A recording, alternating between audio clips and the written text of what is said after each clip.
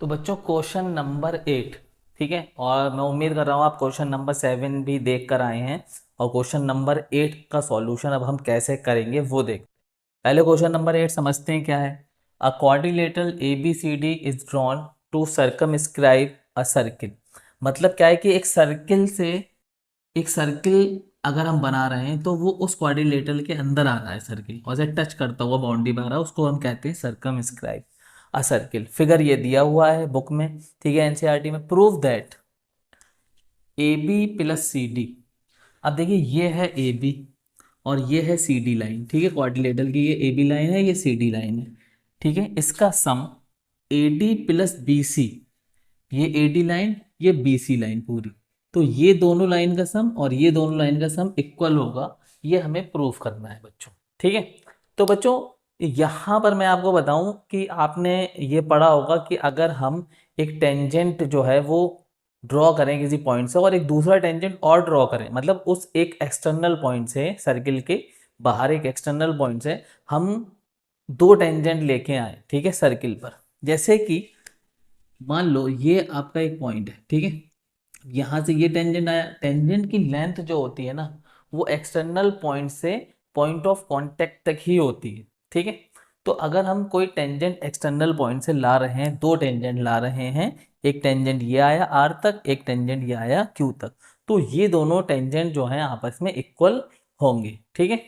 तो इसको हम पहले यहाँ पर लिख देते हैं कि जो टेंजेंट हमारे जो है ड्रॉन होते हैं एक्सटर्नल पॉइंट से, ठीक है, तो वो इक्वल होते हैं, ठीक है।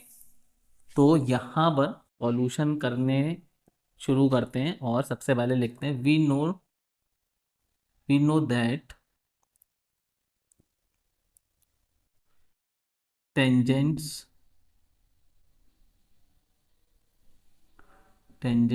ड्रॉन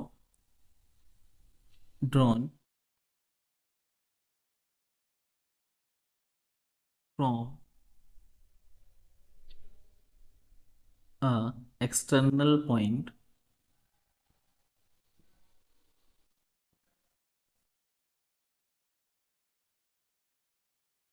आर,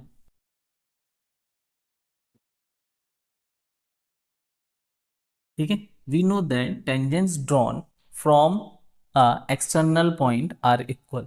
दो टेंजेंट जो कि एक्सटर्नल पॉइंट से ड्रॉ किए गए, ठीक है, ड्रॉन फ्रॉम अ, या फिर हम यहाँ पर ये लिख सकते हैं drawn drawn from a same external point, ठीक है, drawn from a same external point R equal, ठीक है। तो वो दोनों पॉइंट, दोनों टेंजेंट आपस में इक्वल होते हैं, ठीक है। मेरी बात समझ में आई आपकी कि अगर कोई टेंजेंट जो कि एक्सटर्नल पॉइंट से आ रहे हैं, दो टेंजेंट, तो वो आपस में इक्वल होंगे और टेंजेंट की जो लेंथ होती है वो पॉइंट ऑफ कांटेक्ट तक ही मानी जाती है, ठीक है। तो यहाँ पर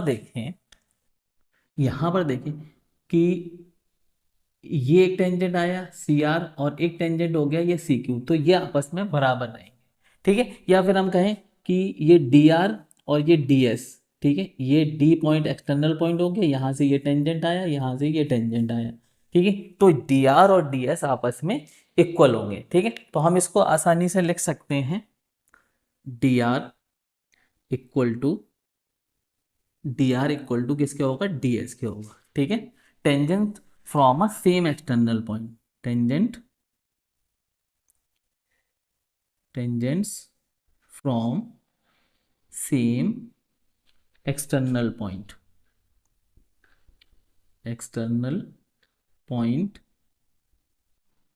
बच्चों एक्सटर्नल पॉइंट क्या होगा, यहाँ पे डी होगा, ठीक है। तो ये हमने क्यों लिखा, ये हमने इसलिए लिखा टी टेंजेंट्स जो हैं दोनों from same external point D से आ रहे हैं। ये हमारी इक्वेशन नंबर 1 हो जाएगी। इसको हम क्या कह देंगे, इक्वेशन नंबर 1 कह देंगे बच्चों, ठीक है। इसी तरह से जैसे कि हम बात कर रहे थे कि सी आर बराबर होगा सी क्यू के, सी आर बराबर होगा सी क्यू के, C R equal to C Q, ठीक है। और यहां पर भी हम यही बात लिख देंगे tangents from same external points, और यहाँ एक्सटर्नल पॉइंट क्या होगा, सी होगा बच्चों। ये हमारी इक्वेशन नंबर 2 हो जाएगी, ठीक है, ये वाला और ये वाला, ठीक है। बोलो इतनी बात क्लियर है। अब इसके बाद बच्चों हमें क्या करना है, ये वाला ले लेते हैं, चलिए। तो यहाँ से बी से ये बी क्यू और बी पी, ठीक है, बी क्यू बराबर हो जाएगा किसके, बी पी के, ठीक है। और यहाँ पर भी हम tangents from same external point, तो यहाँ पे एक्सटर्नल पॉइंट क्या है, बी है बच्चों। ये हमारी इक्वेशन नंबर 3 होगी, ठीक है। बोलो, बहुत ही सिंपल ये सवाल है, ठीक है। अब हम आ जाते हैं, हमारे पास एक ही रह गया, ठीक है। ये तो ए पी हम ले लेंगे, ए पी एक टेंजेंट और एक हो जाएगा हमारा ए एस, ठीक है। तो A P equal to A S, और यहाँ पर भी हम क्या लिख देंगे, tangents from same external point, और यहाँ एक्सटर्नल पॉइंट क्या था बच्चों, ए था, ठीक है। ये हमारी हो गई इक्वेशन नंबर 4। अब ये 4 इक्वेशन हमारे पास आ गई, ठीक है, दिख रही हैं आपको, चारों इक्वेशन हमारे पास आ गई। अब हम क्या करेंगे, एडिंग, यहाँ क्या करना है आपको, इनको ऐड कर देना है, एडिंग 1 2 3 एंड 4, ठीक है। इन सबको हम ऐड कर देंगे। तो यहाँ पर आपका जो राइट हैंड साइड है वो राइट हैंड साइड से जोड़ेंगे, left hand side left hand side से। तो यहाँ पर क्या हो जाएगा, D R plus C R plus B Q plus A P equal to, इधर हम ये जोड़ देंगे, ये इधर क्या आ रहा है, D S plus C Q plus B P, और प्लस में यहाँ पर क्या आ रहा है, ए एस आ रहा है, ठीक है।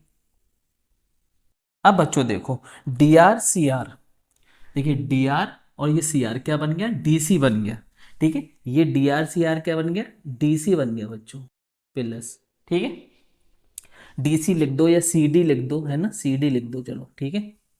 अब बी क्यू और ए पी क्या बन गया, ठीक है, बी क्यू, ये बी क्यू, ठीक है। और यहाँ पर क्या है हमारे पास, sorry, D R C R हो गया, और बी क्यू ए पी, ठीक है।